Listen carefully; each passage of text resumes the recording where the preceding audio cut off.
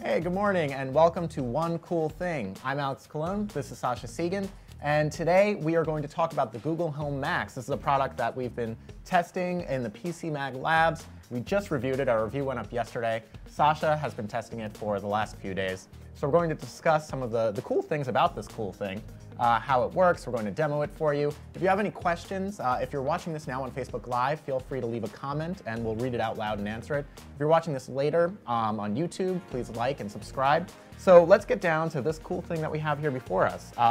So what I would just like to get out of the way is that this is a smart speaker. Yes. This is also the largest smart speaker that I have seen. Most certainly. This is the largest, most expensive smart speaker which we have seen so far. It's $400. And it's really the first genuinely smart speaker we've tested that gives genuine, room-filling, high-quality speaker sound. One thing that I like that you wrote in your review, your very first sentence, is that it's the first smart speaker that actually, places an emphasis on speaker. Yes, yes. This competes, so we had to do this as kind of an unusual review because I review smart speakers, but I tend to review them from the smart perspective. Right. So we pulled in Tim Gideon, who's our audio reviewer, to look at this with his experience of actual speakers that don't have any of the smart gimmicks. Right. And what we found pleasantly surprising was that Tim liked the sound. And he said that this competes with $350-ish speakers of roughly the same bookshelf size and depth. Things like the Clip the 3, which we tend to really like. Right, and so another thing to point out is that the other smart speakers we've tested, like the Amazon Echo, those in the $100 range or the $200 range, don't necessarily sound as good as other just regular dedicated speakers in that same price. Right, right. And so what we're seeing here is, I mean, I would venture to say this is the first smart speaker that's truly competitive on sound with other with other speakers in its price range, except maybe the Sonos One. I mean, the Sonos One is kind of the exception to the rule right now. Right. But the Sonos One is $200. It's half this size. It is not nearly as deep and powerful. Can I just resume? Can I resume the music? Can I show people what this sounds like? Do as you wish. Okay. Hey Google, resume the music.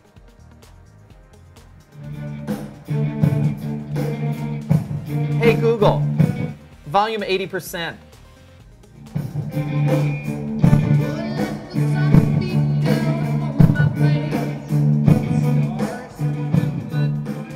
Hey Google, stop.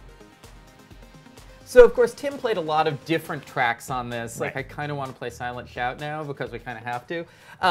And what he found was that this has, I mean, it has real bass, and it has. He said it has, more bass than some purists would prefer, but not so much as to overwhelm or weird you out. Also, to keep in mind, Tim is sort of a purist himself. Yes. So he definitely likes his music with a little less bass in it. Yeah. I think the average listener will enjoy the sort of added bass punch that you get. Absolutely. And so now let me explain how it works here. So we have, there's two primary speakers in here. There's two woofers. They are 4.5 inches each with two 0.7-inch tweeters above them. Now, if you have the speaker in this horizontal layout, it's stereo. Now, of course, you're not going to get great stereo separation with something this size. You'll really only hear the stereo separation if your head is right in front of it. But if you're very into stereo and you have $800 rather than $400, you put this speaker on its end. You take its little rubber pad, and you sit the speaker on its end, and then. Hey Google, stop. So you sit on its end, and if you have a second one, they automatically turn into a stereo pair.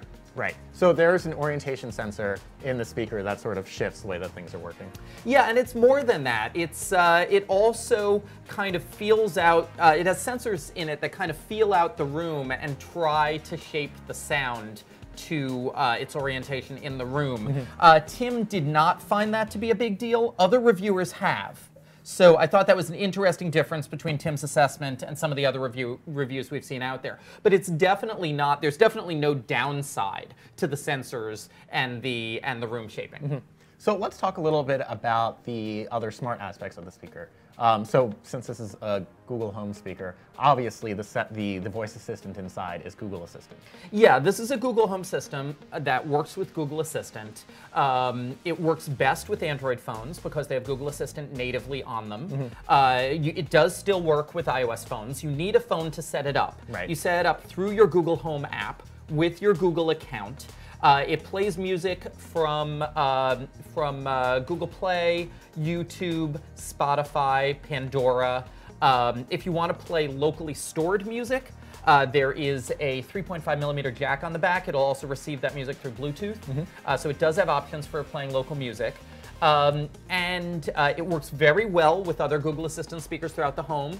It works very well as a multi-room audio system. If you have two speakers near each other, only the nearest one will answer as long as they're both on the same Google account. Right.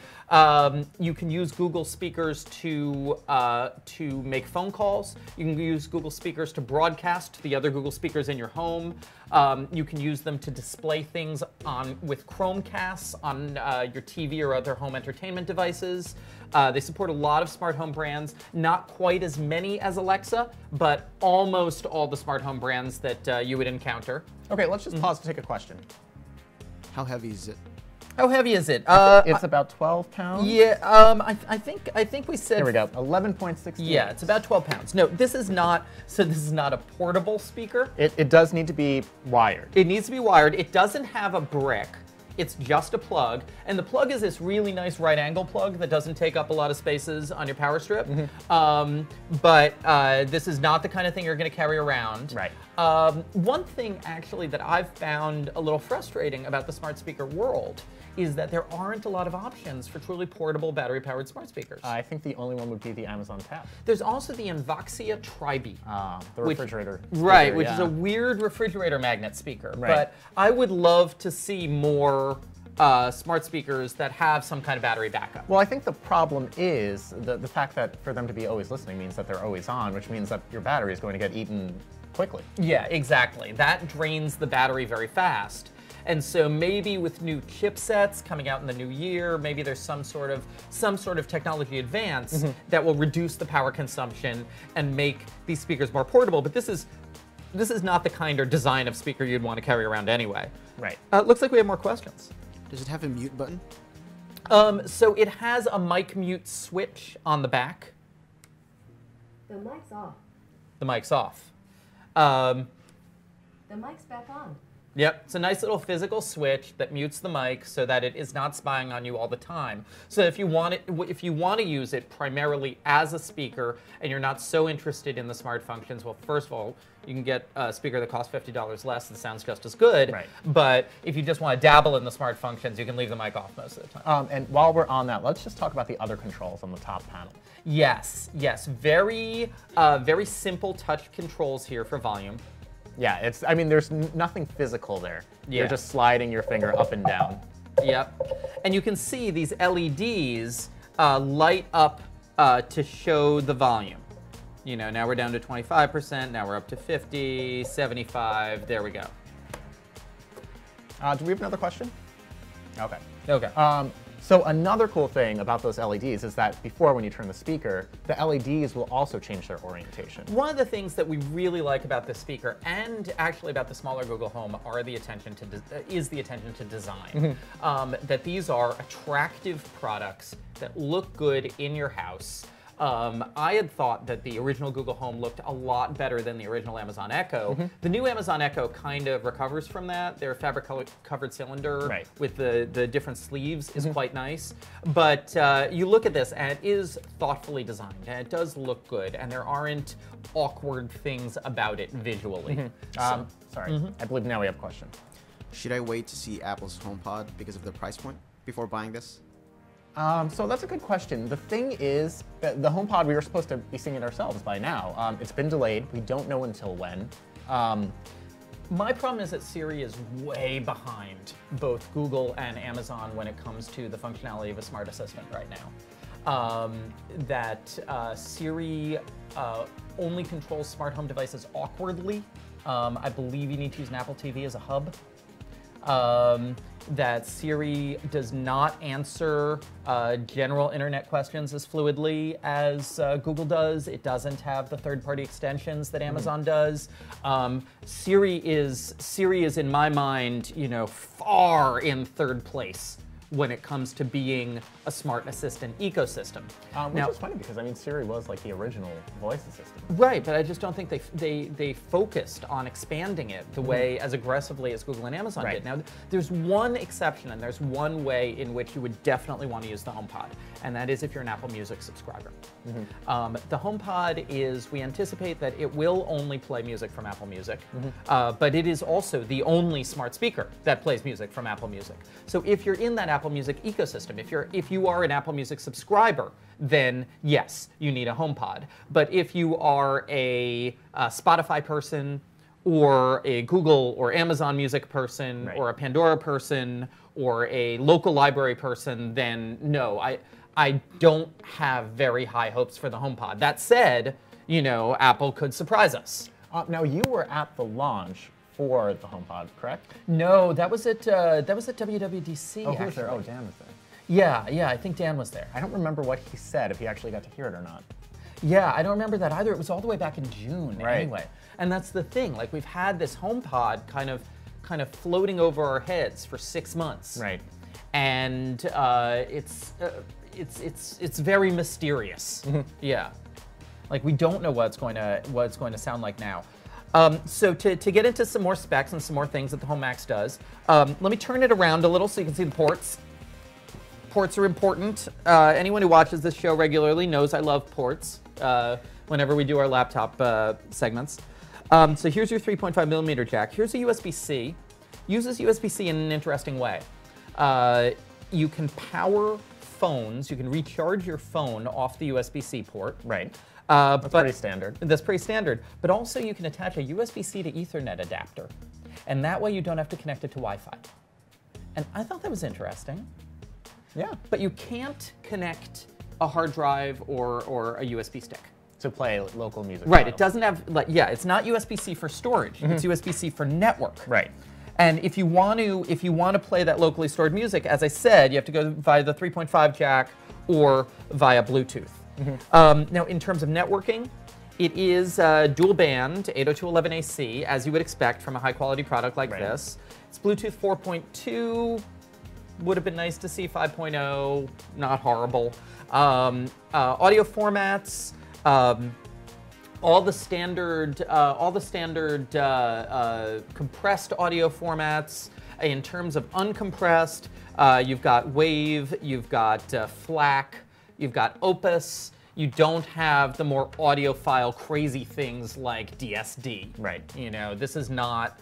This is a people who like nice sound in their house speaker, not a I'm a maniacal audiophile who only listens to, you know, gigantic DSD files speaker. And you sort of touched on this earlier, but one thing is that if you wanted a bunch of these speakers throughout your house, you know, you could buy this one for the living room where you want most of the sound. For the other rooms, your kitchen, your bedroom, bathroom, wherever you want to put another speaker, it will work with the smaller standard Google Home or even the Google Home Mini.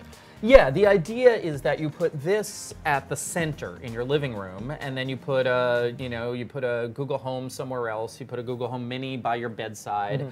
The important thing is that once you commit to one of these, you are in the ecosystem. I mean, if you buy one of the cheap ones and you don't like it, then fine, get another one. Right. But if you're going to spend $400, you commit to this guy, you're with Google. Yeah. Okay.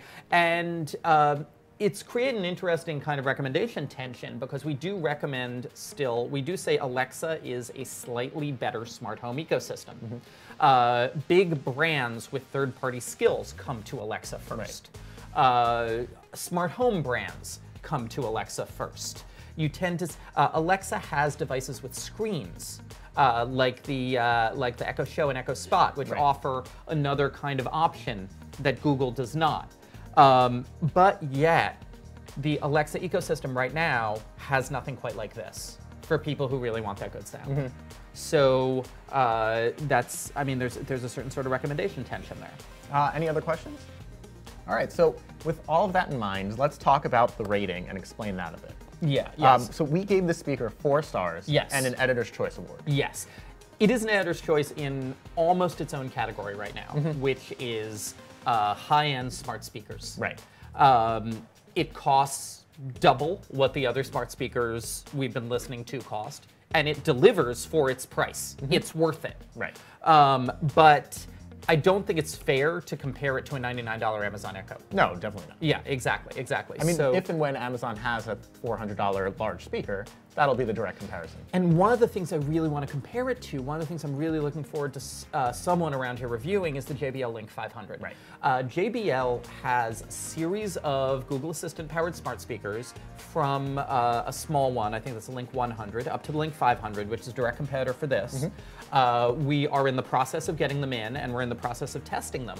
And that would be the real competitor to this. Right. But given that it's as good as $350 smart, non-smart speakers, and it's smart, I feel like if you're looking for a speaker around this price range, and you haven't committed to Amazon versus Google, and you kind of want to play around with the smart functions, you know, it's a great idea. Yeah. It looks like we have another question out there. How does it compare to the Sonos Play 5 in terms of sound? So I don't know if Tim compared it to the Play 5 So we didn't in our specifically. review, but I can Yeah. say that the Sonos Okay. Play 5 does sound a bit better. Okay. What the Sonos Play 5 doesn't have is all of the smart home. It doesn't have Google Assistant built in. It doesn't have Alexa. That is right now only on the Sonos One. Right. So if you're looking strictly from an audio standpoint, the Play 5 delivers a slightly better experience. Yeah, Tim compared it to the Clip the 3 and the JBL Boombox. Those are just newer speakers that we've reviewed. Okay, okay, they're just newer than the Play 5. Yeah. And he said that, you know, they sound slightly better, but kind of not enough for it to matter in a big way. Right. Yeah, yeah. Okay, any more questions out there? No. All right. Well, thank you for tuning in today and checking out today's One Cool Thing. We'll be back again tomorrow with another one, and we will see you then. Hey, Google, resume the music.